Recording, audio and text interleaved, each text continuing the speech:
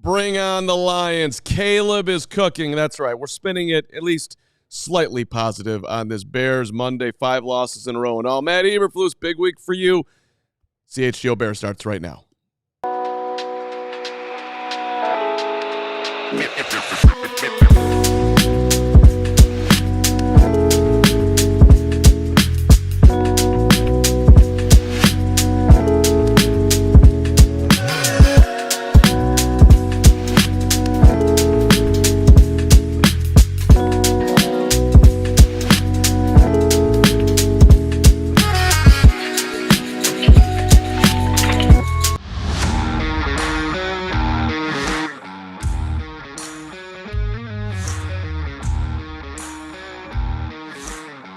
This is the CHGO Bears Podcast on a Monday after a near victory, after a near miracle, with my good buddy Lance Briggs. Yes, indeed. Carman. And repping the set today, I see. Oh, yeah. You know what I mean? Listen, you know.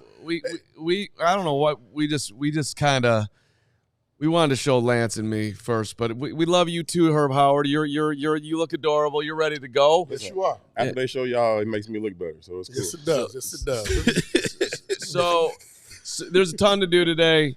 Matt Eberflus has spoken again and talked about his challenge, and I want to get into that. Yeah. Thomas Brown had a good day. He's so good at that. I want to get into that.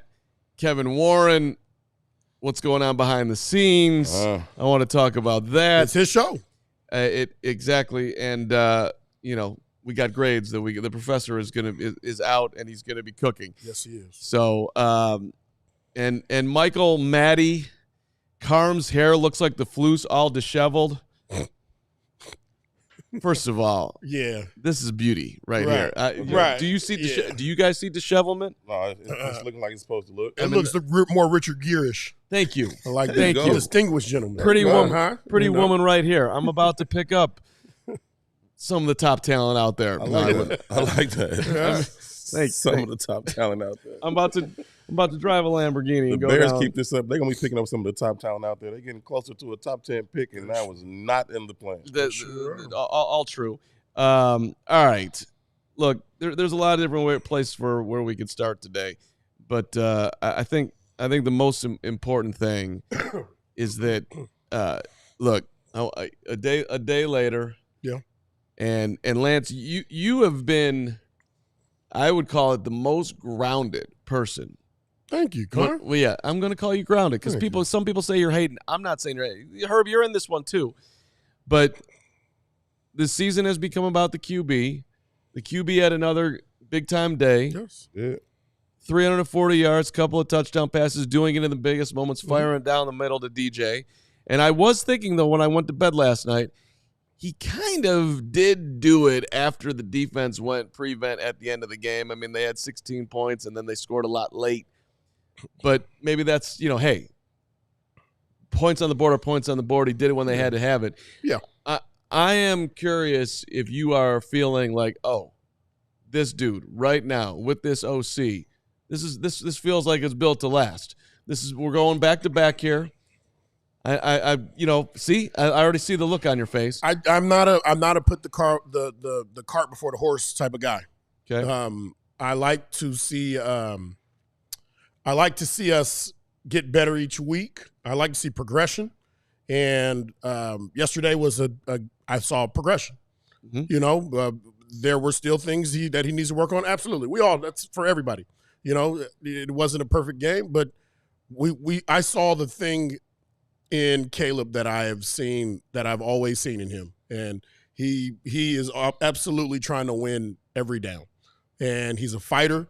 And if you have those two combinations, you match that with some God-given ability, and we've got a chance. I think what matters is that it's starting to become a trend, right? It happens once. You're like, is that real? Can Shorty do that again? And he did it in Washington in the end of the half. He's done it in Green Bay. Now he's done it again, and it's starting to be, oh, this is just who this kid is. When the temperature goes up, he kind of goes flatline. Like, it's not too big of a moment for him. Yeah. He's not afraid to pull the trigger. He believes he can get the team down the field within a minute. and put us in position. The other thing, too, you know, he threw for 320 yards. Yeah. Okay, we rushed for 70 yards. But against this defense in particular, you have to get to the edges right now. So there were a lot of passes where he was throwing the bubble, he was throwing the screen, he was throwing the hitch right now because of the way that the Vikings play defense. That's the way you advance the ball. So those are basically as good as handoffs. Sure. You know, so the rushing is going to be down, passing is going to be up because they have to take advantage of what the defense is giving. I like that he was able to beat some of the traps. This defense sets a lot of traps for you in the passing game, right? Just how they bring pressures, how they disguise coverages. They set a lot of traps for you, and he beat them with his arm, right? Some of those tight windows where I know Coach Flores and Harrison tight. Smith are like, we finna bait this kid into this, and he just beat you with his arm. Like, not that they weren't there. He beat you with his arm a few times in those tight windows, but also getting up and down, you know, specifically on the last play to DJ. Like, those types of throws, those are big-time NFL throws. And you're probably going to like this, Chicago. You know, he made some, outside of those throws, he made some throws that Justin Fields he wasn't showing that he can make. He couldn't catch the ball, turn, and throw it quickly and get it out to his players fast enough. Caleb did that. And he did that much better than one did, okay? There we go. Only thing I'll say is for him, he's got to learn when discretion is the better part of valor, right? You talked about, you know, him being tough and wanting to finish the play and having that competitive edge and all that is great. Yep. Sir, you have to learn when this thing is over with. You can't take that 12-yard sack in overtime. You cannot take do that. it. And throw the ball out of bounds when you're getting ready to run out of bounds. Yeah. Throw it out. Just throw it away. You can do that. Like, it was clear that thing was over, and I think, what was it Cole and DeAndre were like double teaming some edge rusher, and they let him go and they leaked out. Like, just dump it over his head and give it to them. You still trying to make some magical thing happen over here, bruh. Like, that's cool sometimes, but like situational football is paramount, bro. So if you're talking about overtime, you cannot take that sack. There was another one earlier where he stood in the pocket for 5 or 6 seconds and just literally just patted it until somebody in the end zone. Like, bro, we can't have those. So you know, without those things, you're talking about an A++ day from the kid. He's got to stop making those mistakes. So I think you can tie a good part of his success the last 2 weeks to the OC change. Shane being out here, Thomas Brown being in, and I'm reminded by a different point in Bears history. Now, for you youngins out there, I'm going to take you on a history tour, which a lot of you might have seen because there's a lot of documentaries on the 85 Bears, and I know people are exhausted by that. But when they hired good old Mike Ditka back in the day, the Bears players wrote the letter to George Halas and said, we know that this cat, Neil Armstrong, is out of here. But whoever the new head coach is, we want Buddy to be our coach. And I do wonder, and Thomas Brown has had head coaching opportunities, head coaching interviews, not opportunities. He's interviewed for 3 jobs across the way. So maybe somebody will tab him to be a head coach after this year. But if not, I do wonder if Caleb will have a strong say if indeed the Bears make the head coaching move, be it after Thursday's game or at the end of the year, Black Monday, whenever. Will he use his considerable, you drafted me number 1 overall power to say, I want this dude at bare minimum as my OC? He's calling him TB. He's talking about his aura. You're talking about the franchise to be. I mean, he could pull a sort of a Singletary and write like, hey man, I want this dude to be our guy, and you know he might be it might be a slight overstep, but he would have the power to do it. He'd have how much influence could a guy like that have? Well, I'm not going to hire a guy because of his aura. I can tell you that right now. But you know, if he affects, I might not hire a guy because of his aura. Shane Waldron, Mark Trestman, right. This is doggone right. It's giving me weird vibes, bro. I'm not hiring. But you know, the number 1 pick, how much do we value our future and the number 1 pick that we have that's supposed to carry us into the future? So yeah, how he feels about this particular offensive coordinator being our coach has to have some sort of weight. You would think, right? Absolutely, because if you go against it, let's look back. Okay, we had Bruce Arians was one of 3 coaches. They went to the Bears brass went to Rod Marinelli and they said, in order, which of the coaches do you and Bruce Arians was 1, Mark Trestman was 3. All right, Bears bring in Mark Trestman. The next thing, within the next hour or so, Rob Marinelli is leaving to go coach in Dallas. So those opinions have to weigh in. It was if you go against Caleb and you say, okay, we're gonna go get somebody else anyway, and these two guys butt heads, where does that reset us again as Bear fans and the organization? Yeah, I think you don't want to necessarily repeat that. I would say if you're going to consider having Coach Brown stay, then consider him for head coach, right? Don't saddle whatever the new coach is and say, hey, this has to be your OC, right? Now, if he wants him, cool. If he wants to come in and say, hey, I like what you've done with Caleb. I like where this thing is going. Please, I want you to stay on my staff. I want you to be my OC, right? But if you're going to tell that head coach, this is your OC, I don't know if that starts to limit the scope or the pool of the type of head coaches you can attract in, right? And I'm all for, giving players or giving a guy like Caleb some input, right? But more so than that, I'll consider him, right? I will consider what's good for you. But in terms of you telling me what to do, I don't know about that, right? It's like if we moving, right? I'll consider my kids. I'll consider them. Like, where's the good schools that have good parks? Like, what's the neighborhood like? I'll consider y'all, but I'm not letting you tell me where we moving to. You know what I mean? Hey, well, that's okay. All right. So let me just respond to that one. The best coaches that I've ever been around, they've always asked questions. And I carried that over into fatherhood.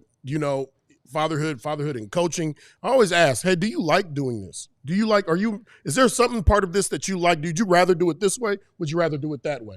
To me, there's a piece of laying the ego down a little bit. Sure. Lay the ego down a little bit, because some guys, it's like, he's not going to do it unless he thinks that he did it. So you have to make him think it was his decision for us to do it. And that doesn't. I knew you would love Thomas Brown. I knew you did. I knew you, right? You know what I mean? But I think the same thing. Let's try to eliminate that mind game. And if you're at the top, let's ask some questions about these guys. Caleb, listen, how do you feel about this guy? Do you want him here? How important is him being here to the future of your development? Yeah. I definitely wouldn't want to change it. It seems to be working not only on a communication level, but at a production level. It seems to really be working for Caleb. So I wouldn't want to change it. Now, there's a conversation, and we get into it, but if they go up to Detroit and get smoked, could Flus be out of here on Friday? And if that happens, I still I think I said this last week. I don't want Thomas Brown taking over head coach in the middle of this season. So let's play that out, because look, I get it. The Bears have never fired a head coach, but the Bears have also never had Kevin Warren as your CEO and president, and Kevin likes to get credit for things. He likes to be that front-facing dude. And I think he could be the guy that says things are different right now. I'm in charge. We are not waiting. We are moving forward. So if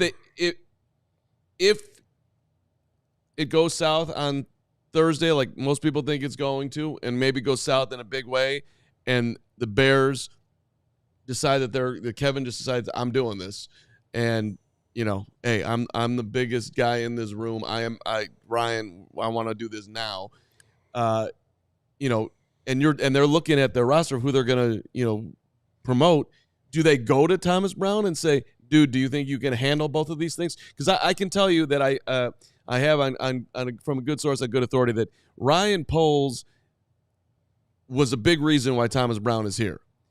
He knew that he was. I think he allowed Flus to hire his OC, and then he's like, I'm going to bring this guy in here behind him, passing game coordinator, just as a little bit as an insurance, as a dude who I know has the character and the coaching qualifications that can help us. So I know that Ryan was instrumental in Thomas being here. I'm not saying that Flus was against him. Maybe Flus was completely on board with it, but Ryan likes him. So if I'm Poles, am I asking Thomas Brown, hey, dude, do you think you can handle both? If Thomas Brown becomes the head coach, the interim head coach, sure, that brings him down to the field. Right. And that, okay. I saw people are concerned about that. like there has to be a lot of thought that has to go into this. You can't just say, okay, I'm the biggest guy in the room and I want him out of there. Let's move. Let's send a message right now. Because there's a state of your team, your organization. You know, there's still a current. You still have a number of games left in this season, and because of that, how important is it in the development? Because we are right now offensively, we are progressing each week in a better in a positive fashion. Yep. So now you're going to risk that progression just because you want to send a message right now. Yeah. It's the only thing that matters, right? Mm-hmm. The only thing that matters for the rest of the season is, can Caleb continue to stay on an upward trajectory? Yes. And if Thomas Brown is leading that trajectory, then do not change that. Leave him alone. Even if you think in the back of your mind that he's going to be a candidate for a head coach in 25, right now, leave him alone. Let Hightower or Coach Hoke or whomever, Coach Washington, make those other decisions. Yeah. He's got the most important job in the organization right now. Don't change that. I got more thoughts on that. But first, let me just bring in our fine people that make this possible to us today, including our friends at Verilife. Looking for the perfect way to elevate your day? At Verilife Dispensary, they've got everything you need, premium cannabis products. They also give you the expert advice on what to buy. So if you're new to cannabis or you're a connoisseur, their knowledgeable bud tenders are there to help you. They've got 8 convenient locations across Illinois where you can discover your perfect experience, and you'll see that it's never been easier to do.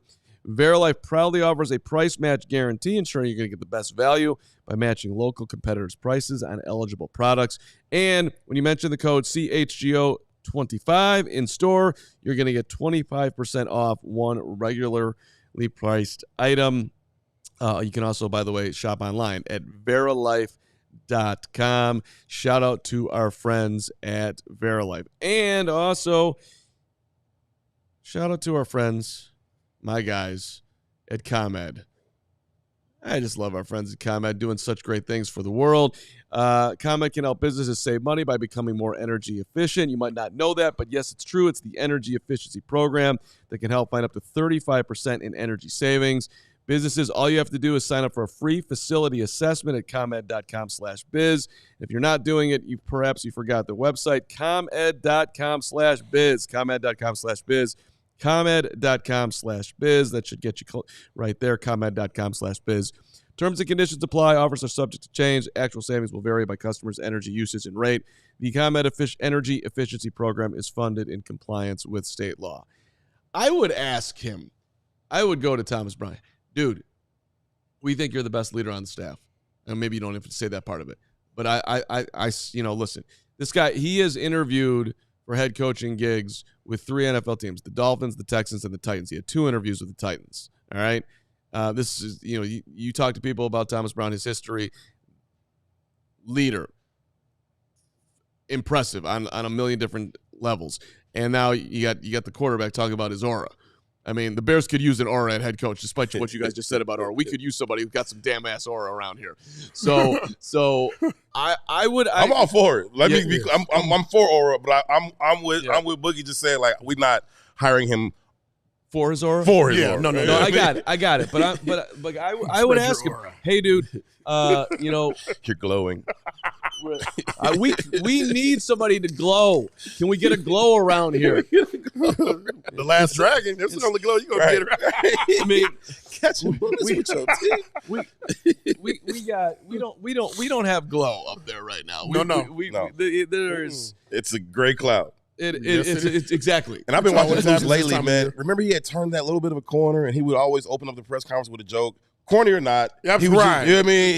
He was turning that corner to have some personality. He's gone right on back to like pre-beard.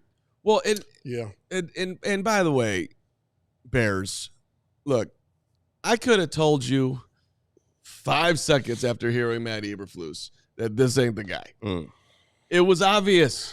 This is not and I could have told you 3 seconds after Shane Waldron for real that it wasn't the guy. So I don't know how it's possible that this happens. I really don't. You are asking someone to be in front of the room of 50 to 90 in training camp, whatever, 20 to 30-year-old dudes who are the most competitive people on the planet who are going to see right through you. You got to be able to, you got to be that dude. Can I say this? Yes, you know please what I mean? say it. Please say it.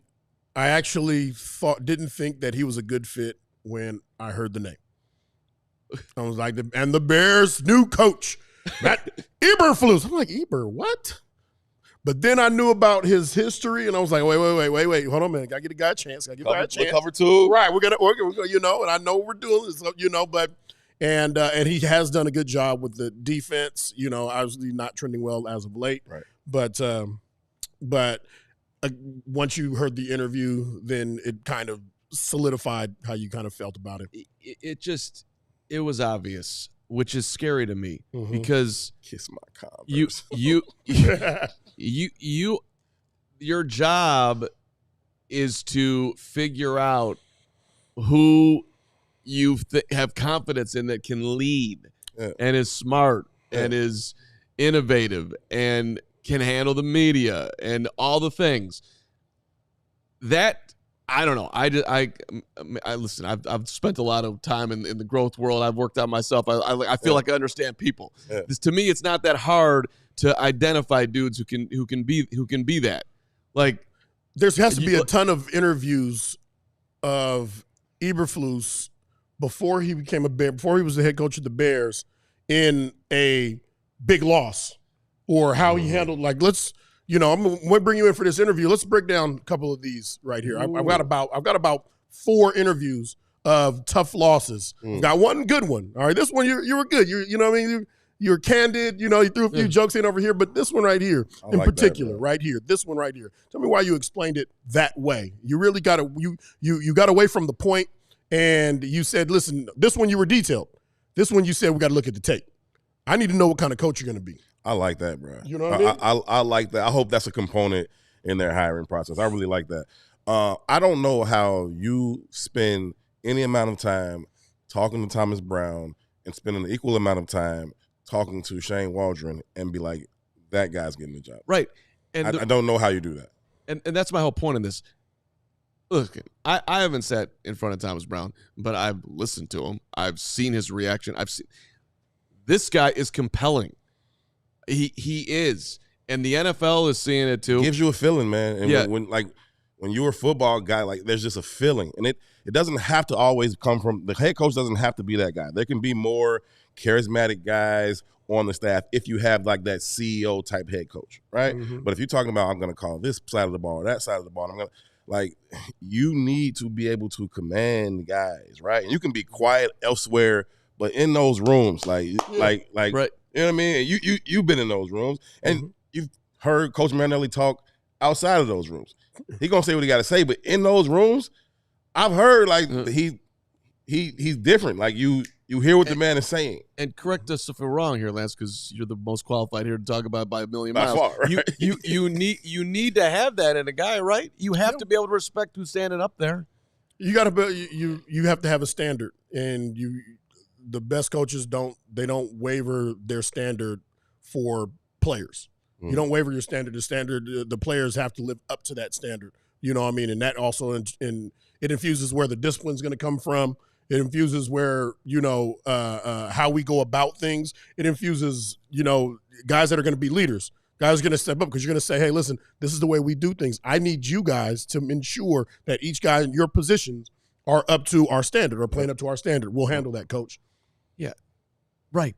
And don't waver. Don't waver. Do not waver away from it. Because you start doing that, you start bending. Then you see Jaylon Johnson playing high before the snap, not ready. Yeah. He's too good of a player. I didn't like that, and I'm talking about it before the play is snapped. I'm like, it's third down. This is a really important down. He's still walking. They're snapping the ball, and his guy gets a first down. You think offenses aren't paying attention to that? They're watching that. How can we take advantage of this guy? Because when we go we look at our rosters, it's like, okay, guys that can hurt us. Number 1 is going to be at the top of the list. Yeah. So let's watch what he does. Yeah. How can we take advantage of him? Oh, we can take advantage of him because he's not set. When he's set, coach, nobody can beat him. Right. But when he's not set, let's snap the ball fast and we can catch a second play on him. we can knock him and get. We can get one. Yeah. I wonder, and I didn't talk to him about the game after the game. I wondered, like, he had shut him down all afternoon. Yeah.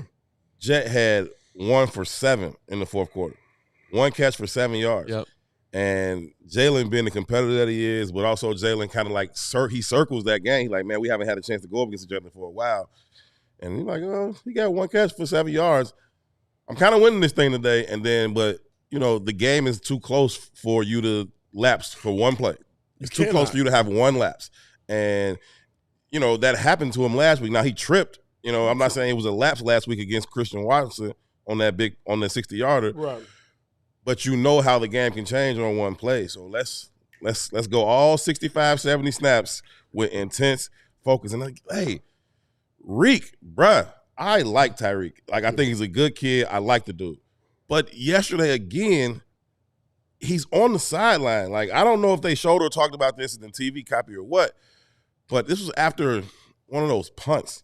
And he's on the Vikings sideline just talking, just chirping for a long time. And him and one of the dudes are going back and forth and getting into it. It's like, bruh, can you please come back across the field, bruh? Right. He gets back across the field. Stop risking your team. Flus meets him on the sideline like, what are you doing, bro? Like, how many times do we have to? Did he meet him? He met him right on the sideline. When he finally came back across the field, Flus was right there like, bro, we still doing this with you? Like, you have to get control of yourself, sir. Grow up. I don't know what the man said to you. I don't know if he gave you an extra shove, but you're going to have ample opportunity between the whistles to get your lick back if that's what it was. Bring your ass back over here, bro. He couldn't have said anything you haven't heard since you were in youth football. All right, there's nothing new. What new? All right, you talk about your mama, you talk about your girl, Right, did this, what whatever. What is? Let it go, man. Oh, get back over here, man. The offense on the field, and you still 53 yards away. Get back over here, bro. And the beauty, see, another thing here, Herb, the beauty of football. You know, guys have made those comments to me. You know, they've said those comments to me. A lot of times I laugh it off. Yeah. You know, college was a little different. College was very personal. And at that point, you know what I mean, I'm cussing back at you, talking about, you want to talk about my mom, I'm talking about your mom. Right?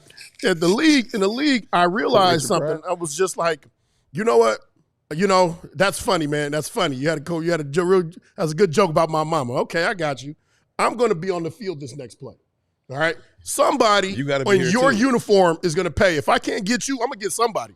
But this guy, number 58 over here, has no idea how hard I'm about to hit him in his jaw right now. And he don't know why. And he don't know why. He has no idea why. You know, but you made that happen. Thank you. Like, damn, Lance, why you hit me like that? Ask 87. Ask your boy 87 over there, man. Well, and I think Kevin B in the chat has it nailed here. I mean, that's coaching. He's been doing like. If I'm Flus, I'm like, I would look at him like, what do I have to do to get through to you? They've benched him, they sat him, they brought the rotation back with Smitty.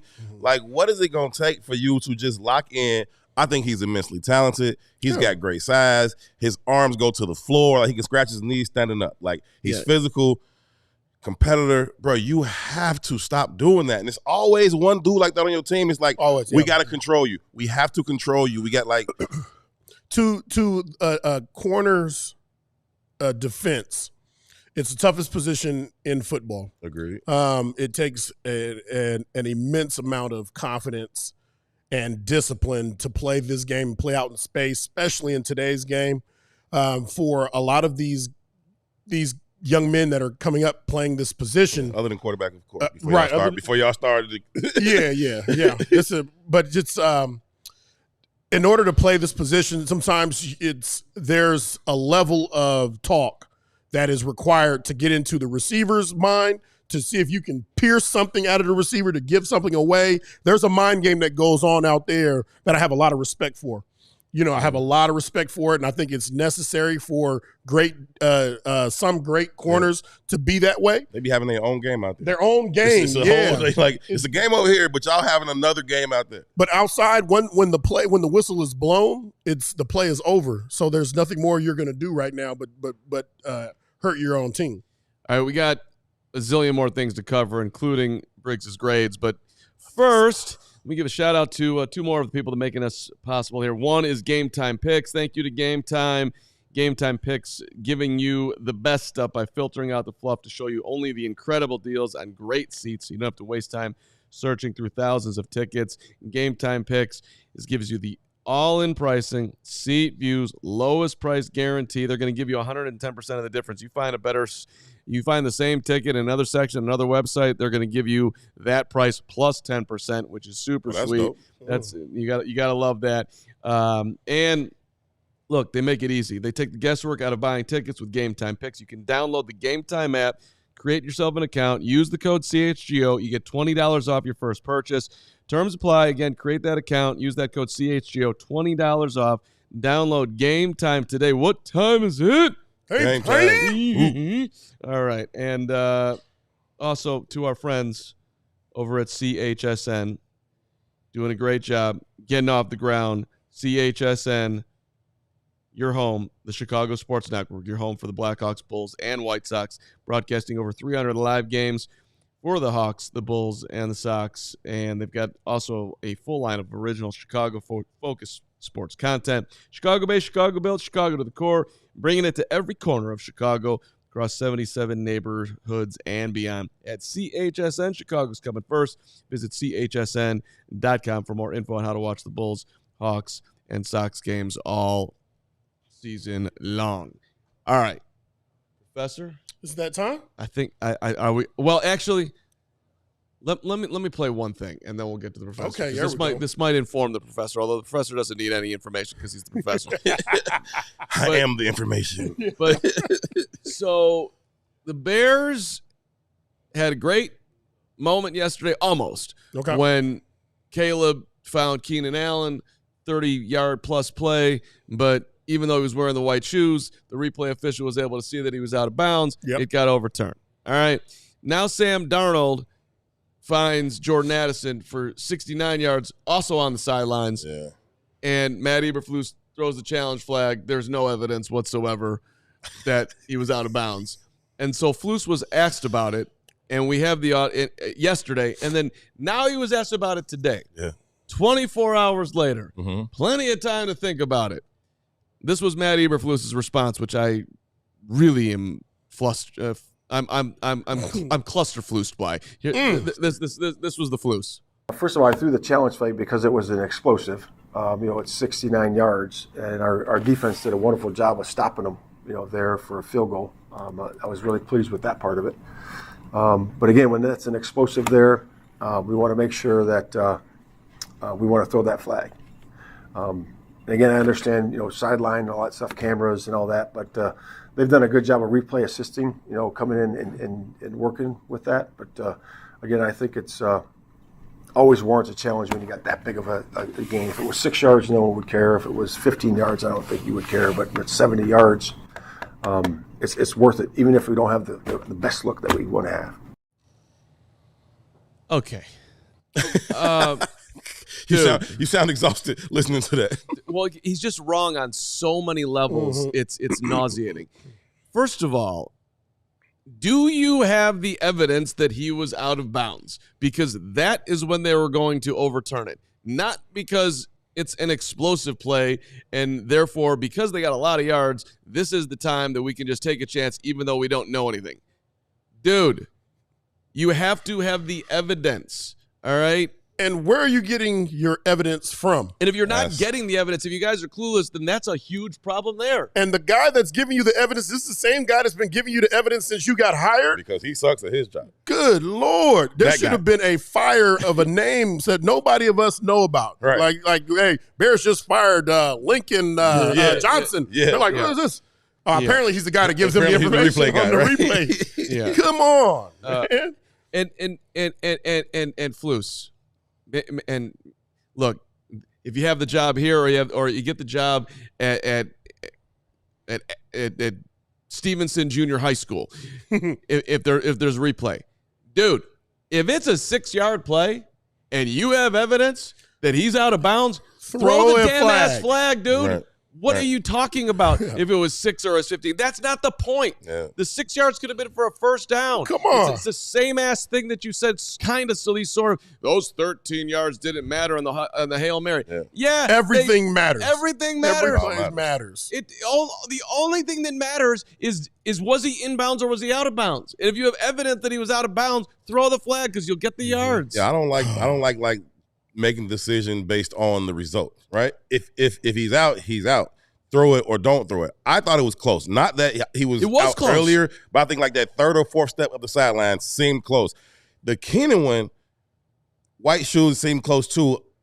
I'm surprised that he went toe tap instead of drag on that, right? And far be it for me to talk about wide receiver to Keenan Allen. I'm saying with his skill set, I'm surprised that he chose to go toe tap instead of drag, and then he would have been perfectly fine. But the challenge thing, well, that was the ref did it too, though. Not on that situation, but the ref, when Jonathan Owens got the pick and they came back for Jaylon Johnson's PI, the ref didn't throw it until after the pick. It's like, don't wait to the result of the play and be like, oh, now I got to throw it. If you saw a PI, then call it. Yeah. Like when somebody's going to catch a football and you see the ball release from his arms and hit the ground before he hits the ground, we're running right now. I don't care what the situation is. We're running right now. Hey, throw the flag. Hey, throw the flag. He dropped it. You know, especially if the referee is a bad angle, he didn't see it. Right. All right, we're getting that ball. We're getting that call back. So, and for Eberflus, listen, you're going to get fired this year, because you need to know that every play matters. Right now, every play doesn't matter. And as a head coach, you have to understand that. And I think, at some point in the future, you'll get another shot at it. And remember, when you do, every play matters, coach.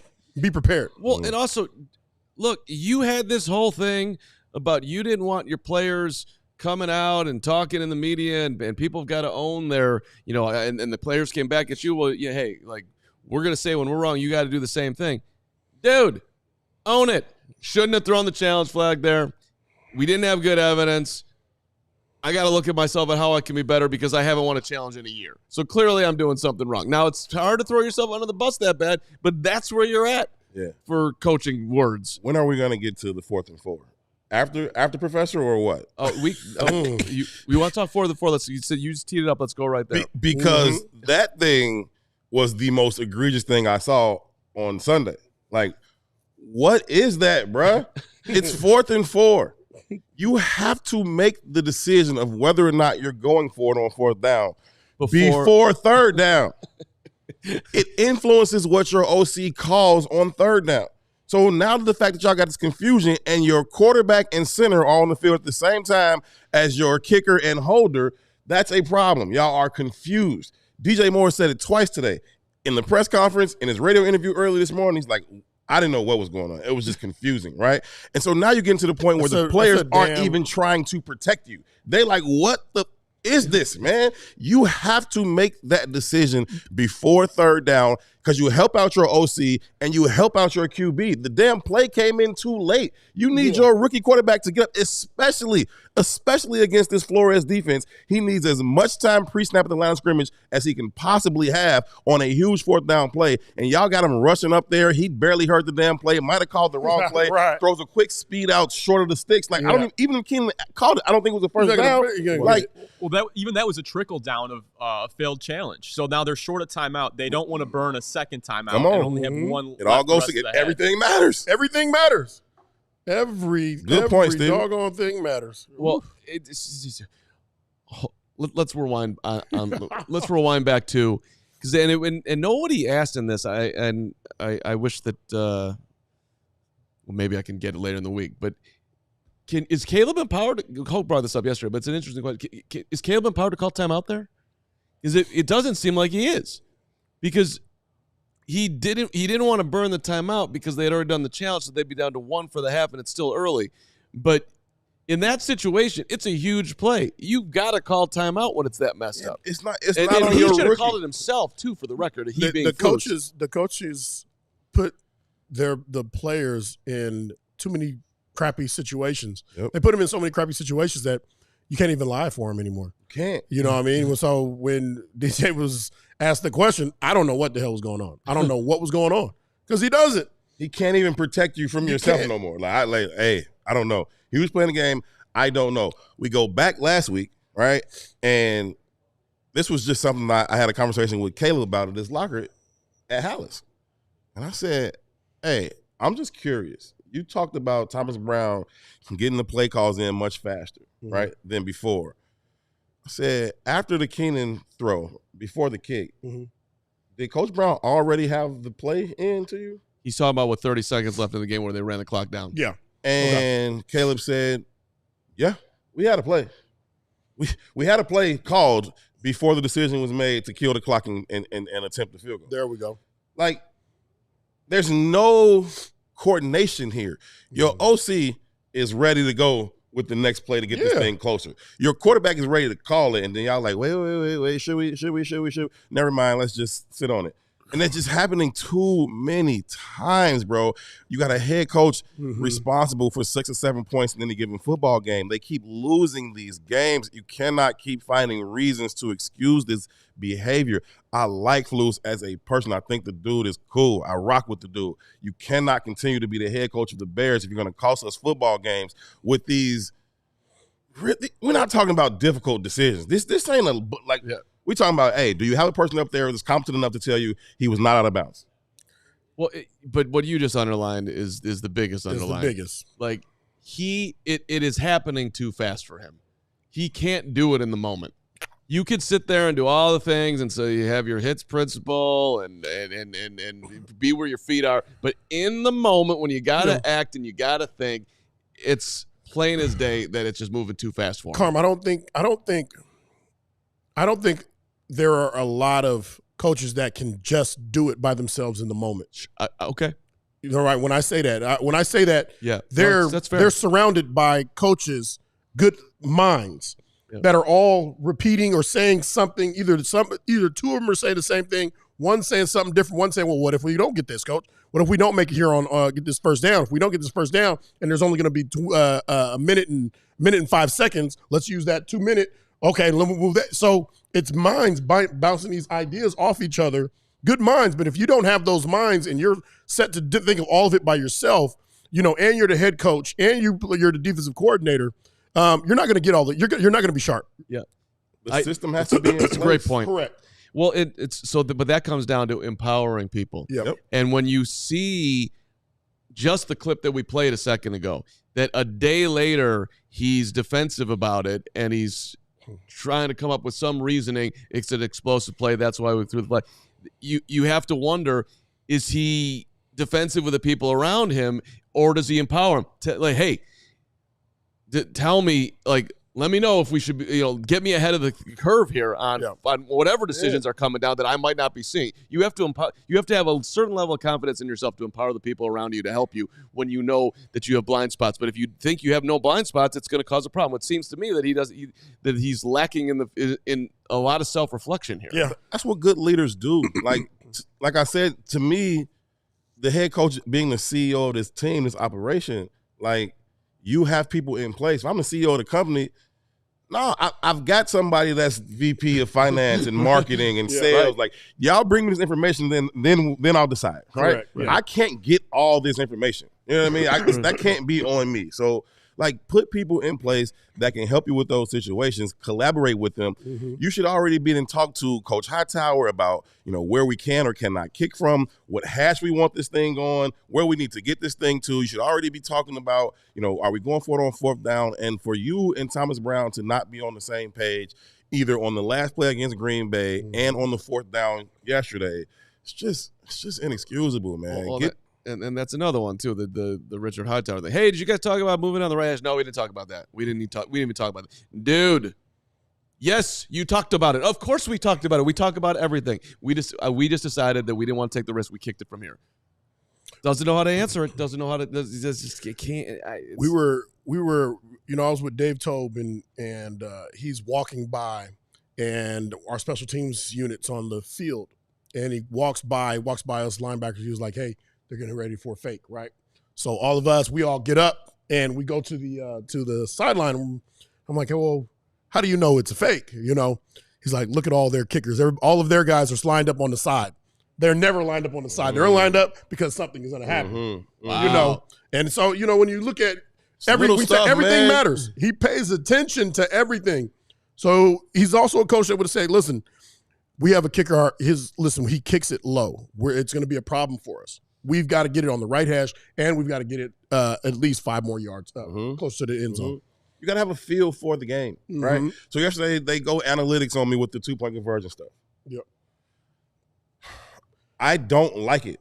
It's not that I don't understand it, right? Right. So the analytics people are like, Herb, you don't get it. No, I get it. I don't like it. It's not that I don't understand it, right? I get it. You get 2 chances to go for the 2-point conversion. Numbers will tell you that's right around 50%, a little bit more. You're going to get one of those out of the 2, but maybe you get both of them, you win the game. Maybe you can shut the hell up, right? You have to have a feel for the game. There's a time and place to do that. Like, have a feel for the game, and too often I just haven't felt like he's had a real feel for what to do in the biggest moments. Right.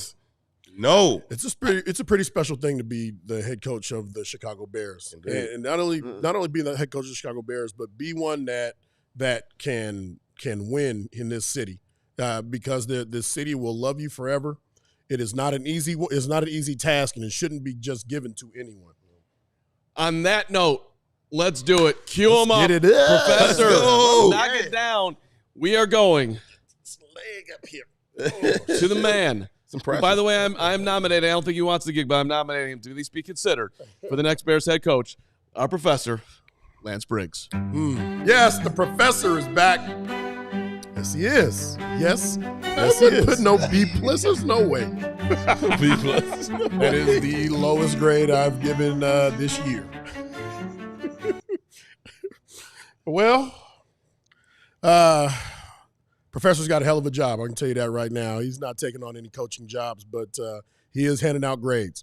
Offense, B. I gave a B to the offense. They put up almost 400 yards. You know, a lot of it was in passing, but you know, based off of the way that the Vikings defense, the way that they play their scheme, you know, getting the ball out quick and to the edges was important, and they found a lot of success. So it didn't reflect as well in their rushes, which were 70 yards, but it did reflect in the passes.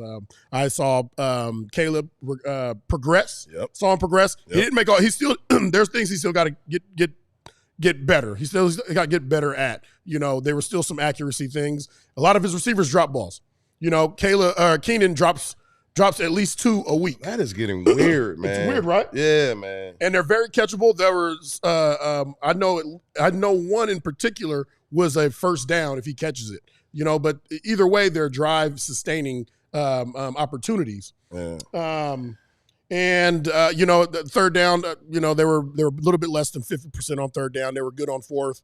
But you know, like I said, output wise, I was happy. I think we all were. No, I feel that. I thought it was a good game plan. I thought Coach Brown came in with a good plan for how they were going to not only hold up against the Vikings defense, but attack them, right? Yeah. Like they put themselves in vulnerable situations by some of the things that they do. Now they do those things well, but if you can catch them, you can be productive. And I thought they did a few of those things very, very well on Sunday.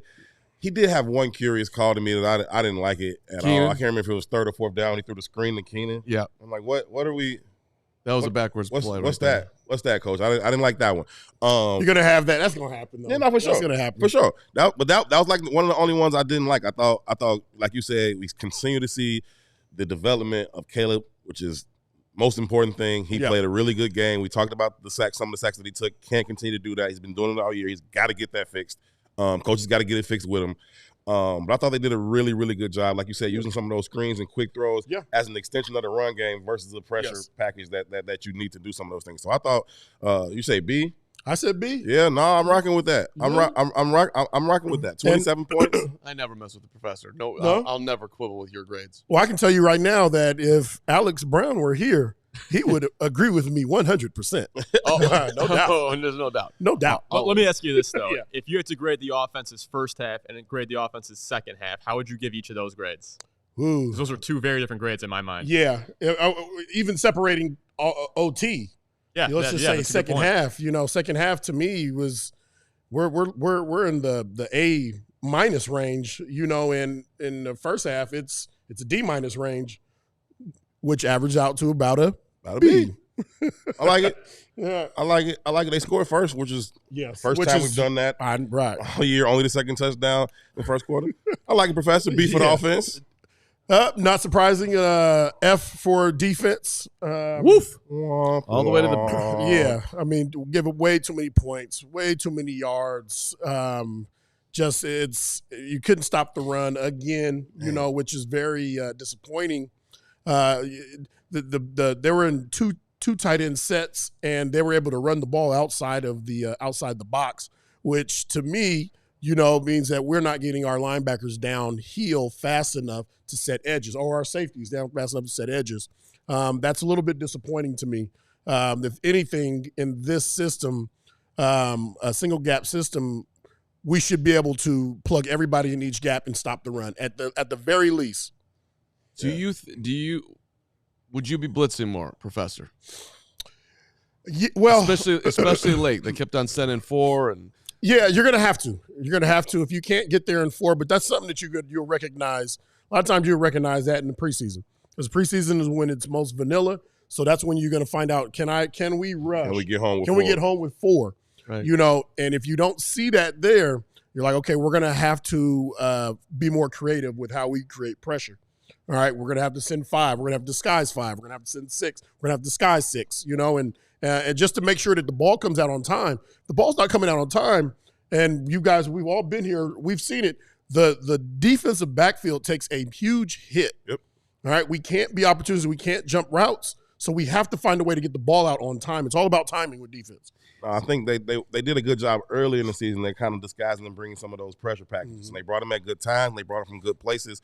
Whether it was Kyler, Jaquan, TJ, they were able to time those things up really well and affect the quarterback. Lately, that hasn't been the case, and you also haven't been getting home with 4. It was good to see Montez get back there in overtime. He tried to punch that thing out, too. He sure did. Even after he hit the ground, he was so frustrated, he punched it again. Yeah. I'm curious, Professor. What are you seeing with Montez right now? I think he's been hampered by injury. Okay. I think he's been hampered by injury. You know, the Montez that we saw early on in the year and in last year when he was traded, that's a much healthier version of him. Okay. You know, and there's situations where it's like, okay, we're going to get a 73% version of him, but the 73% version is still better than the next guy. Yeah, I feel like he's been banged up too. Mm-hmm. And, you know, good on him for going out there and gutting it through, but now you just got to deal with the fact that everybody's like, you're not producing at the same level, but that comes with that's just what it is. Yeah. They're still double teaming him. I mean, he's a lot of plays yesterday. He's got to get through one guy, gets through that, he gets chipped there, and then he's got to go through another. I mean, that's a tall task. Yeah. Missing Billings, you know, still missing huge, Billings. man. That's huge for that interior push. They getting gashed too in the run game. It's not like y'all just constantly. I mean, you don't want to constantly give up 4s and 5s and 6s either. That's a problem too. But you're giving up 40s and 30s and 20s. It's like, yo. 6 of them yesterday, the most all year. And getting to the second level. And I've seen them get to the second level fast. If those offensive linemen are getting to the second level fast, the D linemen should be making plays in the backfield. You know, but you have to be able to. I mean, you do this drill every day where you get doubled. As soon as the double comes off, you have to fight to get to maintain your gap and to get to the ball. You know, some of these guys will just maintain their gap. Well, I was in my gap, but the ball is 3 feet from you. Mm-hmm. You know what I mean? You've got to sell out to get to the doggone ball. It's not. You can't just be in your gap now. Be a playmaker. Starting to see guys try to do too much too. I saw Montez on one of those big runs, knife inside, and did not set the edge at all, and they came right around the edge. Like, I would just like to see a little bit more creativity because you got nothing to lose at this point. I mean, you're not getting pressure up front. Demarcus Walker had a pretty good game yesterday. I thought. You know, I saw a stat last week that he's been the most double team pass rusher in the National Football League. That's a problem. Because that just shows that you do not have enough talent. Yeah, correct. But I think he's had himself a pretty good season and good on him. Shout out to Jonathan Owens too, man. The depth of this secondary continues to show up. It continues. I mean, they've gone 3 deep at nickel all the way to Reddy Stewart. Now they've gone 3 deep at strong safety to Jonathan Owens after Eli took over for Jaquan, and he continued to produce. Had him a takeaway, nice takeaway. Took that ball right out of Aaron Jones' hands on the goal line, and then he had to pick to get called back on him later. You just do got to wrap, though. You're going to leave your feet. Yeah. You got to wrap, okay? You got to wrap. But even more important than that. Through the shoulder on the sideline? Yeah. Even more important than that, my guy TJ, run to the ball.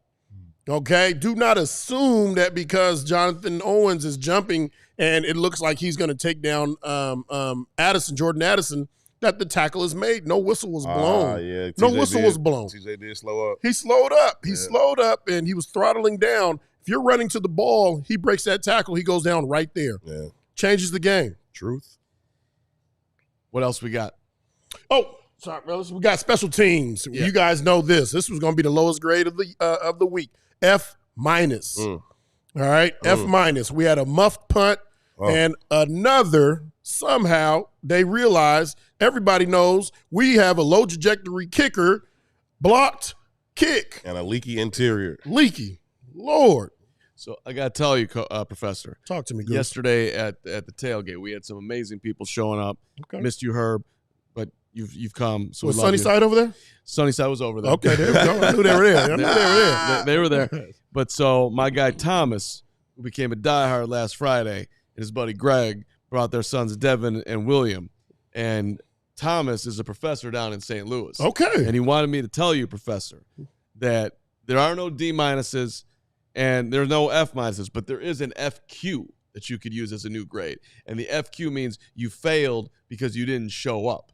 And that is something that you could our guy. Where's he a professor in? He's a college professor down in St. Louis. I forget which college. In St. Louis. Okay. Well, okay. Well, St. Louis, Missouri is a little bit different state. We handle things a little bit different in Illinois. Okay.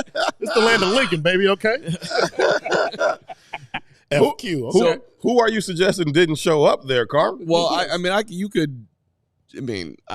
could make an argument. You could put on the coaching staff. We give him an FQ, not necessarily. But see, that's not fair to Thomas Brown. But you can at times we could the Flus. I mean, he certainly didn't show up in Washington when you needed him there at the end of the game. That could be an FQ. The special teams thing has gotten really bad. The block kick, the muffed punt. Yeah. But they've also gotten very leaky in kick coverage too. Right? They've gave up 23-yard returns, 24-yard returns, 18-yard returns, and we start to look at Torrey Taylor's net average, but it's like, I kicked it 55 yards. Y'all let him return it 18 back. You know what I mean? It's not my fault we got 37 on that.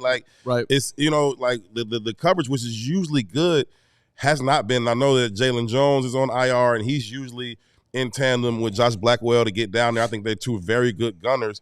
I think you're missing him. And I just think that when you look at the special teams and some of the things that's been going on, I think people kind of overlook the fact, and I'm not making excuses this next man up, but people overlook the fact that when you start to have so many injuries pile up on you, especially in the secondary and on the offensive line, the special teams is going to get hit because those backup DBs are special teams core players. Yep. And now you got those dudes starting and filling in, and now you got some other dudes that are on these kick them, covers, right. and you start to see some of those leaks, and I think that's just that's not absolving Coach Hightower or any of those guys. You got to get the job done. And then Braxton Jones, my God, on that block kick, what were you doing? You let that man take 3 steps into your chest and then elevate. They took him right out. They put Darnell Wright in. Darnell Wright came in on the next kick. He anchored up, had 2 of them dudes, and did not let Jerry Tillery, the one who blocked the first kick, didn't even let him get off the ground. No, you stay on the ground, sir. Can't be that hard. Can't be, bro. Well, the play in OT, though, Tarvarius Moore getting down there. Yeah, nice. That was sweet. Very nice. An incredible punt by the 4th-round pick, Torrey Taylor. Yes. And then Moore got down there. He lost a yard on that kick. That was almost forced the fumble. It was close. Yeah, it's about effort. Net 55-yard punt on that one. It's about effort. In OT. DeAndre Carter, just struggled all day. I don't know if he wasn't seeing it or what, because he's letting balls hit the ground that doesn't need to. Come up and fair catch it and field it. Then on the one, I gave him a lot of credit. He showed a lot of courage. He came up full speed to catch one, right as the thing was coming. But I just think he was struggling to see it, because even on the one I gave him credit for, it was you just saw it late, and so you had to come charging at it.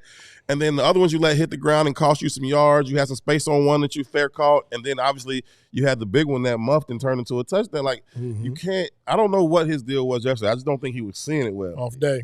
Hopefully, let's chalk it up as a half day. Let's hope so. We will give him credit for the 55-yard kickoff return. That was bad. That was nice. That was necessary too. He probably could have housed it too if he had took that last step was to his left instead of to his right. Coaching. Da-na-na-na.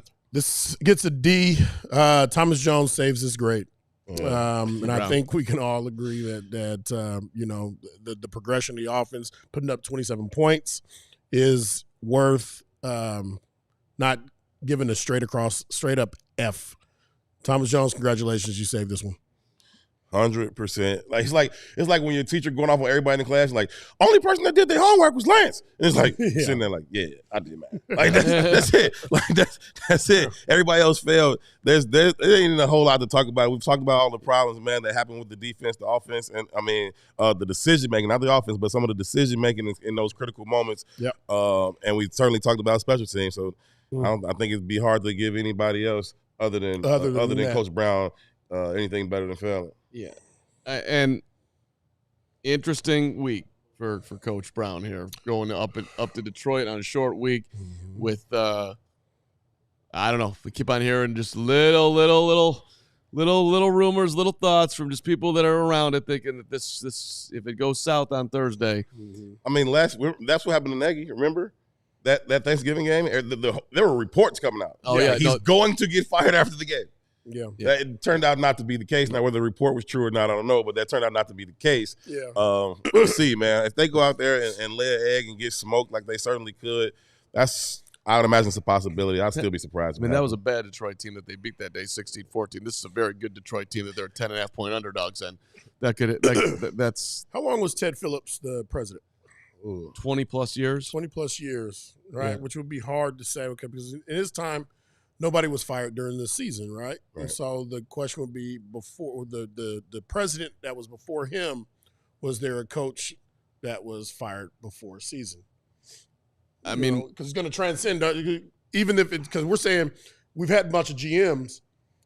The president is the one that changes this one a little bit. Yeah. Is what we're saying. Okay, the president changes it, but in all of the years that the Bears, even before, maybe in the 80s, maybe in the 70s, whoever was the president at that time, I bet they didn't fire anybody. Whatever the time has changed, but I bet they didn't fire anybody before the season was over. It's probably never happened. Well, and I think what's relevant here too, just to today, look, the last time the Bears won a playoff game was 2010. When they got Seattle. You were on that team. I was on that team. Y'all got Seattle too. And then you had the respectfully, that's ridiculous. Yes. It is. Yeah. And then of course you had the Cutler getting hurt, Packers lost next. Gosh. But taking that out of it. Well, the reason why I'm bringing it up. We're about to have 3 dudes in the Hall of Fame on the last time that we won a playoff game. So, but the reason why I'm bringing it up is this. You can't even go right into the Hall of Fame. George McCaskey took over in 2011. Yeah. All right. So George doesn't have a playoff win on his resume here. He's also got 3-24 versus the Packers. He's got a lot. The resume is it ain't great. So what did George do? Hey, you, Kevin Warren, come on in here. Here's the keys to everything. Fix us. You get the stadium. You got it all. So that's why, because George is, there's a less of a McCaskey influence here, even though Kevin is very much wanting to make the McCaskey prouds and wears the pin and the whole thing and all that stuff, and has George House looming over him in his office, as we learned in Hard Knocks, which was a little creepy, but it was a little bizarre. But this is it. What happened in the past might not matter because you got a new guy at the top here who might want to stamp himself as, hey, things are different around here. We are going to move forward when we know that we're not going forward with the guy that's there right now. If that's what you gave him the keys for, let him draft. Yeah. If that's what you gave him the keys for and he wants to make that decision, go ahead and make it. Now, I don't know what it does. I don't. Yeah. You know what I mean? Like, you could just say, well, the standard is the standard and we're not meeting it and I'm not accepting it. That's fine. But I don't know what it does for the team this year. I don't know. Like, that's right. But I do think, like what you were talking about earlier, the standard is the standard. Yeah. And it could, in theory, elevate the standard. And you could have somebody, I don't know. Listen. But you also have to live with your decisions. Mm-hmm. And even if it wasn't your decision, it was a decision that was made by this organization. We decided to hire this guy. And too often, I think the Bears, the Cleveland Browns, organizations that, Browns will fire a head coach after a year. Yeah. Bears are going to fire a coach after a few years. Yeah. When is it adding up to success? Sure. You have to live with some of these decisions. I was thinking about that in a Flus terms. Like you could say, hey, dude, you outlasted Trestman. You only got 2. You got 3, baby. You didn't make it to Fox. You got 4. Nagy got 4. So you didn't hit that one. But you got Trestman. You got Trestman. A lot of people thought they should have gotten rid of you after 2. They did. But you got to 3. Hey, even if it's 2 3/4. Yes. And when Bears when we finally get a coach that a competent that can beat the Packers, that's competing for playoff and possibly championship seasons. Yeah. Commit to him. Yep. Don't let him get fired after a 10-6 season. Let him go through, like we didn't make the playoffs this year. Listen, we are poised. You will get poised. You'll have an opportunity to reload and fire again if we have a competent coach. Every time you have a losing streak, a 2-game losing streak, fire him. This guy's coming off we were in the playoffs last year. We were in the championship game last year. What are you talking about fire? Have some doggone patience and ride with your doggone coach. Yeah, that's real. That is real. All right. Hey, before I forget, because I saw it just pop in the chat too, our tailgate yesterday, y'all were awesome, and I saw Grady, I believe, in our chat, who was there on his pseudo honeymoon with his bride Hannah, all right, who also bought him a Caleb sweatshirt for Christmas. They were awesome. Got to hang out with them. There's some nail polish too. Yeah, sure. Hey, listen, let's raise the bar here. My guy Gus. So silly, man. Yeah. He gets all up. You just gotta move it along on that one. My guy Gus. He moved to Chicago from Canada, or moved to Chicago from Canada, I believe. Gus, you were awesome. He was there with his buddies Jeff, Mike, Brad. Mike had this whole theory about Cairo that he was going to have a bad day because he was going to overcompensate for the low kick. He was going to do the super high kick. And come up short. But so I was thinking about you when Cairo had the first one blocked, because that he just went with the same situation. We just so and then he, of course, Cairo, he came up big in the end there. Thomas, I already mentioned you became a diehard on Friday. That's our professor. We had a guy at our tailgate yesterday in a Bears outfit and the whole thing. He's like, I'm not kidding. My name is Aaron Rodgers. Oh, wow. And so he literally, this guy would, get hotel rooms in Wisconsin because he was, I guess, traveling for work or whatever it was. Yeah. Who was that telling the story about? I think it was one of his old linemen telling the story how he would always make his reservations under Aaron Rodgers because nobody would tell him no. He's like, nobody really knows me. I'm a backup old lineman or whatever. He's like, I just always call and say, can I get table reservations for 5? It's Aaron Rodgers. Well, it's smart. Apparently, these hotel workers were waiting for him. Then he shows up and he's like, I'm Aaron Rodgers. And that's awesome. Yeah, they do that in Wisconsin. What at all 2 restaurants? Yeah, exactly right. And at the we're going to the restaurant. Yeah. Let's see. Give us our moment, all right? They kicked our ass for many years. All right, let's have our moment. Harshbarger had fun with you yesterday. Harshbarger wants to anoint Travis Bajan as the Bears' strength and conditioning coach. He knows the Braggs man, went to school with his wife Megan. Kyle and Josh from Northbrook, Jason and Dan all were part of the conversation yesterday out at the tailgate. So we don't have one for a minute now. The Bears are heading out on the road, but we have 2 more left this year. ALLCITY.com is become a diehard. That's a great move to make. By the way, we got a huge Black Friday sale coming up tomorrow for diehard that starts tomorrow. And my guy Tony, my guy Tony's putting in the chat what we need to say for that thing. I feel like I should get a discount on Friday. I agree. Every time we say Black Friday, I feel like me and Herb should get a discount on something. I agree.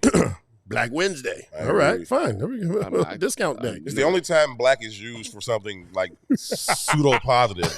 Otherwise, Black Magic, Black Widow, Black Bald, Black Ball. It's come on, man. Come on. Except money. Then it's in the black. Oh, yeah. Because we know how the country started. hey, I'm all yes. Can I get a pair of Jordans? Right. See, where's my color discount?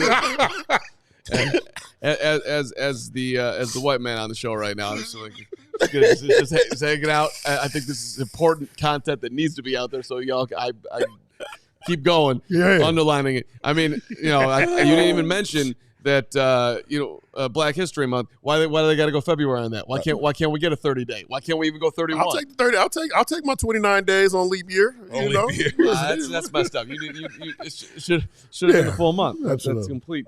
Thank you, Carm. That's not right. But we are having our All-City Black Friday extravaganza. We got Merch Mania coming out. It's just your diehards. By the way, starting tomorrow, Black Friday. /dash diehard, you get 30% off. By the way, and then Friday through the 29th through December 2nd, 30% off automatically is applied, and there's going to be up to 75% off on a ton of sale items on there. So look, we are giving back to you with a huge Black Friday sale, and we're starting it for our diehards on Tuesday. So a great day to become a diehard. Hey, hook yourself up with the 85. A lot of good merch. Go get some. Get some merch. So anyway, appreciate everybody who has supported us in the diehard world. We greatly, greatly, greatly appreciate it. And I said I was going to be hanging out on the Discord yesterday. Things went south. I'll be there today. So I had like a 2-hour spaces last night. I don't even know why.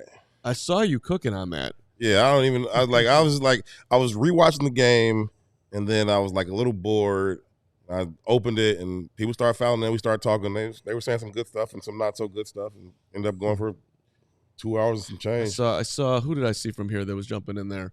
Was Braggs in there? Somebody was in there. Somebody was in there. Whatever. It doesn't matter. Hey, Super Chats today. Tim D, appreciate you, $5. Regarding Brown, Caleb will have to learn a new offense. Still, Brown is calling Waldron's offensive right now, not his own. Thoughts on that angle? I don't know about that. Thomas Brown's been involved in putting in the offense. The problem was the sequencing and understanding when to use what, and so I don't think they haven't reinvented the wheel here. They're not. A lot of these offenses are very similar anyway. So the thing that he might be interpreting Waldron's verbiage. At the most he's interpreting his verbiage, but they're running similar or the same plays. Maybe a little bit different. Maybe he runs it a little bit different this way. Maybe it's out of a different formation, but they're running the same things. Yeah, we've been watching football for a long time. I've been watching it almost 40 years. You've been playing it that long, and we won't even say how long you've been watching. Thank you. Appreciate that. When last time y'all seen a new play? Yeah, right. When last time y'all seen a play for the first time? There's different. So there's. A lot of these plays that we see, there's some new stuff. I've seen some stuff from San Francisco, especially last year. And I don't know if it was the first time it's been called, sure. But they're running whams with an influence trap. Sure. They ran an influence trap wham. Mm-hmm. But the play is, even though it's the first time I've seen it, it's not unheard of. So when I say, hey man, they ran an influence trap wham. Yeah. Everybody that's in football are like, I know exactly what all those are. All of it combined, they did it. I'm saying at the end of the day, you got inside run, you got outside run, yep. You got deep pass, you got intermediate pass, you got short pass. How can you manipulate it? Yeah. Call it however you want to call it, put whatever words you want to put on it. Yeah. Right. It's about making the right decisions in the right moment and how you string those things together. Even DJ Moore was talking about his pass to Rome in the end zone. It probably should have been a DPI. For sure. And Rome DJ probably should have just threw it on the run. He had to set his feet and try to make a perfect throw. Just throw it in the run while he was wide open. But anyway, he said that came off of the play earlier where they got it to him out there in space. He was like, so all that play was to set up that play. And so it's just about how you stack plays and how you call it throughout the game. Not like Thomas Brown got to come up with some weird throw we've never seen before. Yeah. D-Man Shy, $20. Appreciate you, D-Man. I just want to clear up that 4th and 4 confusion play. I was at the game. Flus was decisive. He wanted the field goal unit on the field. Caleb defiantly stayed on the field and lobbied the coach to go for it again. That's what happened. It's not what I saw, respectfully. Okay. But even so, right? You got Cairo and Torrey on the field, and you got Caleb on the field. Like, can you make a decision, sir? And can you please, for the love of life, have made that decision a play ago? Mm-hmm. This ain't a conversation for me and Caleb to be having right now. Right. Right? Like, it should be the entire field goal unit should be out there. If Caleb don't want to get off the field and he's defiant, that's on him. But we've sent the team out there that we're going out there with right now. Right.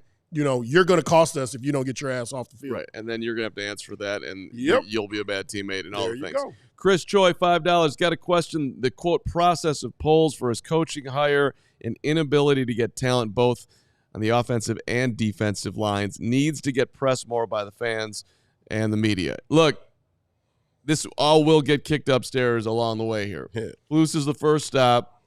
He's getting a lot of the flack, but people keep on mentioning polls and his part in this. And we talk to Flus 4 times a week. We talk to Ryan 4 times a year. Right. I mean, we can't go off on somebody we ain't talking to. Yeah. And lastly, from Crystal, $9.99. Crystal, you're the best. Hey, guys, sending love on this gloomy Monday. If Flus is fired, who would be an option for interim head coach? Lastly, Herb, glad you made it through the game. LOL, bear down, tough. and love you guys. It was tough. Tough making it through that game. I was dying in the press box. I mean, if you had to bet right now, saying that they do move on from Flus during the season, be it this Thursday or whenever, if you had to bet on it, who gets the gig on this November the 25th? Washington. You say okay. I'd say Hightower. Okay. Which means it'll probably be Hulk. No one's saying Brown. That's interesting. So, Crystal, to answer that question, we don't know. But like those are the candidates: Washington, Hightower, Brown. Yeah, and maybe Hulk. or John Hoke. John Hoke's in there too. AB would love that. Yeah, and maybe it will be. Hey, listen, I've talked to John Hoke many times. They gotta have a talk. He's always an impressive Hoke. I've liked Hoke. You know, and when he was my coach. You know, we had really a lot of good talks, you know, and just talking scheme and life and talking about his brother and him explaining to me why he wouldn't go coach under his younger brother at Michigan. I'm like, why don't you call this my younger brother? I'm not coaching under him. That's awesome. Yeah, no, but that's cool. And it just dawned on me who was in your spaces last night. It was Gary Ross, who was not employed here. Gary was in the spaces. But he's basically employed here. We had a good time, man. A lot of good Bears talk. It was cool. Yeah. Well, hey, we got to get on out of here. Appreciate you producing, Steven. Lance, great to be with you. Yes, indeed. Back at you, Herb. We got Brags After Dark tonight at 7. We're back tomorrow at noon, and of course we're working Thanksgiving. Yes. So don't sleep on that. These guys will be I'll remote. be in Detroit. You can eat on it though. Fortunately, they be having good food at Detroit Press Box on Thanksgiving. Are you going? They lay out a pretty good spread. Yeah, I'll be there. Okay. And last time, I think that was Nagy's last year. That was the last time we played there on Thanksgiving. Pretty good food before the game. There you go. Enjoy it, man. You're gonna enjoy the turkey up in Detroit. You can drive back that day, or absolutely. So my brother lives in Fort Wayne, Indiana. So the family's doing Thanksgiving at his house, and so that's like a 2.5 hour drive. Okay. So I'll just meet them up. Be there by with 7 them after the game. 6:30. Yeah. Well, Fort Wayne said it's 11. It's 11:30 game. They're in the same time zone as Detroit, so it'll be cool. I won't get there too late. My family will be up and still eating and acting the food. Yeah. There we go. Hey, all right, holiday week, which is phenomenal with everything, but I know it's hard for some people out there too. So get yourself the support you need right now. These times, I get that part of the whole holiday scene as well. Blessings to all of y'all, for real. Yeah. Mm-hmm. Thank you for watching today. We're back tomorrow. Appreciate everybody. See you next time. Peace. We all silly like the mayor.